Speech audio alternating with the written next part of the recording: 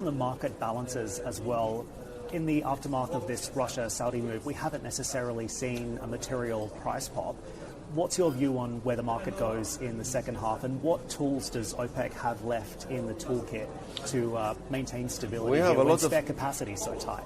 Well, I think our latest decision, and including some of the voluntary cuts that were, taken by Saudi Arabia, by Russia, by Algeria as well, and the ones taken in April, have actually enabled us to have more spare capacity in case it's needed.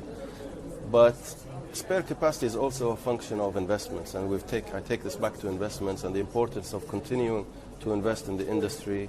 I've said this repeatedly, that from now to 2045, we need to invest about $12.1 trillion in the oil industry itself, and that's upstream, downstream, midstream. It's the whole value chain. You heard this yesterday from many of our speakers, that there has to be adequate investments just to maintain today's levels of productions. So when we talk about spare capacity and the importance of spare capacity, I'd like to say yes, it's true, but it's also a global responsibility.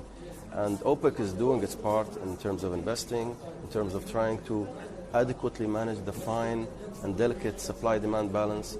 There's a lot of ambiguity, I would say, in terms of some of the economic macro picture. You talk about banking issues in the US, you talk about recession fears, you talk about inflation still being dealt with.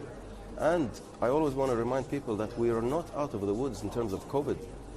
Honestly, I think, for example, jet fuel still remains the major part that's missing from the pre-COVID demand levels. Yes, demand is picking up. We see oil demand this year rising by 2.3 million barrels a day compared to last year.